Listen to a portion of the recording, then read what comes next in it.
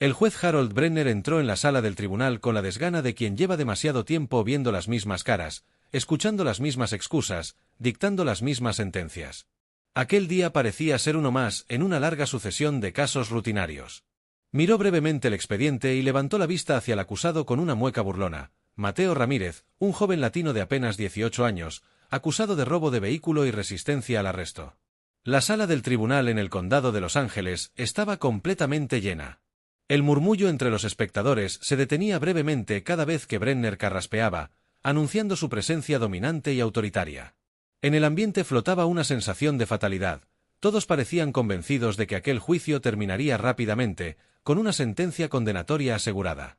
Mateo, en cambio, se mantenía tranquilo, casi imperturbable.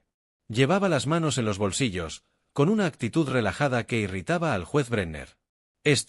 Apoyando su cabeza sobre una mano en gesto de cansancio, lo miró con sorna. ¿Te crees abogado, muchacho?, preguntó con un tono irónico y burlón. Risas apagadas brotaron de varios rincones de la sala, incluido el alguacil y la fiscal Gina Ellsworth, quien llevaba la seguridad de haber ganado el caso antes siquiera de comenzarlo.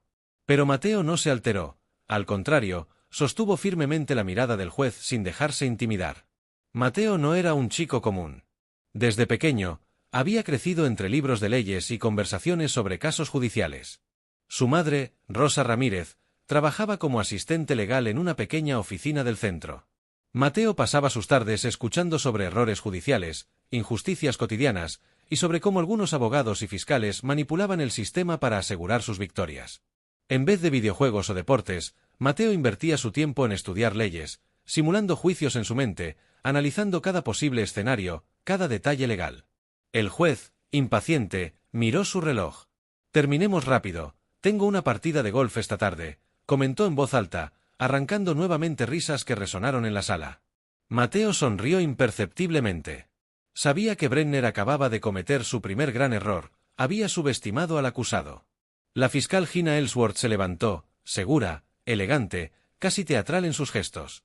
«Su señoría», comenzó con autoridad, «demostraremos que el acusado fue sorprendido conduciendo un Audi A6, vehículo robado horas antes». Mateo Ramírez trató de escapar al ser interceptado por los agentes. «Sus huellas están en el volante, la evidencia es clara y contundente». La fiscal cerró su discurso con satisfacción, mirando desafiante a Mateo. «¿Qué clase de inocente huye de la policía?», añadió, consiguiendo murmullos de aprobación. Cuando el juez le dio la palabra a la abogada defensora asignada, Isabel Torres, Mateo la detuvo con suavidad, susurrando brevemente algo en su oído. Isabel, sorprendida, dudó un instante antes de sentarse nuevamente. «Me representaré a mí mismo, su señoría», anunció Mateo con serenidad. La sala quedó muda, sorprendida.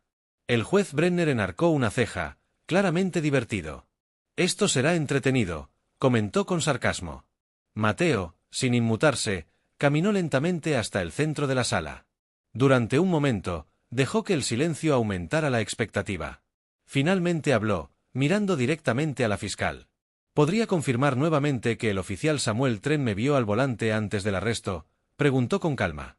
La fiscal, irritada, afirmó bruscamente. Mateo continuó, manteniendo la tranquilidad. «Solicito al tribunal revisar los registros GPS del oficial Tren esa noche. Tengo razones para creer que su informe es incorrecto». Un murmullo inquieto atravesó la sala. Brenner, desconcertado, miró hacia la fiscal. «¿Alguna objeción, fiscal?». Gina Ellsworth vaciló antes de responder. «Ninguna objeción, su señoría», dijo a regañadientes, consciente de que cualquier negativa sería vista con sospecha. Mateo avanzó aún más en su estrategia, dirigiéndose al jurado con voz firme y pausada, planteando claramente las dudas sobre la supuesta evidencia de huellas dactilares. Utilizando un ejemplo cotidiano, explicó cómo era posible tocar algo sin robarlo, desmantelando así la credibilidad de la prueba. La tensión fue en aumento hasta alcanzar su cúspide cuando Mateo mostró la declaración original del propietario del vehículo robado. Claramente, este había indicado que el ladrón visto era blanco y que Mateo no coincidía con esa descripción. Este reporte jamás había sido mencionado por la fiscalía.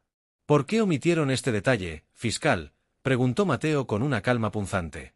La fiscal intentó argumentar, desesperada, pero su voz se quebró bajo la contundencia de los hechos presentados por Mateo. El juez Brenner respiró profundamente, consciente de que todo el juicio se había vuelto en contra del sistema mismo. Caso desestimado, dictaminó finalmente, golpeando el mazo con fuerza. La sala estalló en murmullos y exclamaciones. Mateo, impasible, observó al juez Brenner que, tras un breve silencio, añadió: «Señor Ramírez, debería considerar estudiar Derecho». Mateo asintió levemente, ya sabiendo que ese era su destino. Fuera del tribunal, su madre Rosa lo recibió con lágrimas en los ojos, orgullosa y emocionada.